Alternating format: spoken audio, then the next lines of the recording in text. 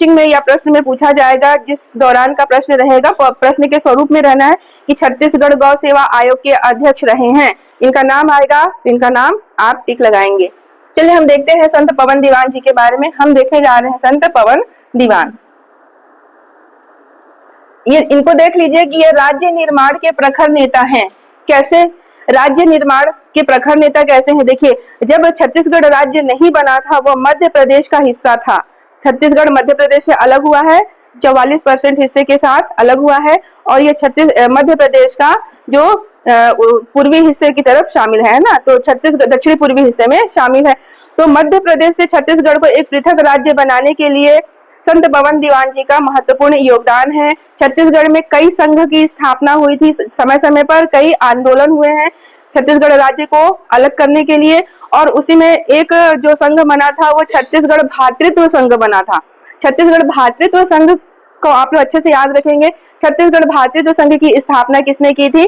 तो खूबचंद बघेल ने किया था, है ना। उनके द्वारा भातृत्व संघ की स्थापना, ऐसे कर लो, भात भात लगा है भातृत्व संघ में, भात को खूब खाते हो आप लोग, खूब भात। तो खूबचंद बघेल ने भातृत्व संघ की यानी छत्तीसगढ़ भातृत्व संघ की स्थापना की थी।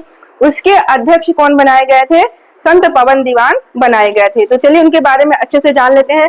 तो छत्तीसगढ़ निर्माण के प्रखर नेता है। उस समय जब भातृत्व संघ के इनको अध्यक्ष बनाया गया था, तो छत्तीसगढ़ निर्माण के लिए इन्होंने बहुत अच्छे से आवाज लगाई थी।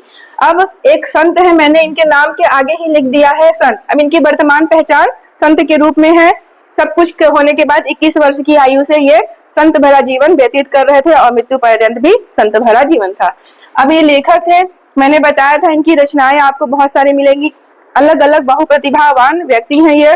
तो इनकी लेखन है। आपको यहाँ पर छत्तीसगढ़ साहित्य वाले चैप्टर में आपको इनका अध्ययन अलग से पढ़ना पड़ेगा, तो अलग से मत पढ़िएगा। मैंने यहाँ पर सब कुछ समावेशित कर लिया है, यहीं पर याद कर लेंगे आप लोग। और इनका जो क्वेश्चन आता है कि इनकी रचनाओं का टिक लगाइए या ऑप्शन में छाटिए, तो यहाँ से आप लोग याद करिएगा। तो ये एक लेखक है और हिंदी एवं छत्तीसगढ़ी लोकप्रिय कवि हैं। मैंने बताया कवि हैं, तो इनकी कविताएं भी एक दो आपको मैं यहाँ पर बताने वाली हूँ कि कौन सी कविताएं हैं। आध्यात्मिक संत, मैंने बता दिया, संत तो आध्यात्मिक होते ही हैं, तो आध्यात्मिक संत की ओर इनका पूरा जीवन रहा है। बहुत बड़े विद्वान हुए। देखिए, जो ऐसा जीवन व्यतीत करता है वो ज्ञान के लिए ही करता है ना। मस्तिष्क में उनके ज्ञान भरा है, मतलब वो बहुत बड़े विद्वान है।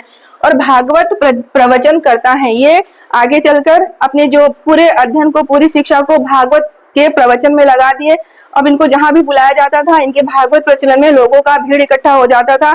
इनका वाणी सुनने के लिए लोग यूं ही उमड़ पड़ते थे, और उसमें छत्तीसगढ़ी भाषा का समावेश कर देते थे, और भी वो बहुत ही रोचक हो जाता था।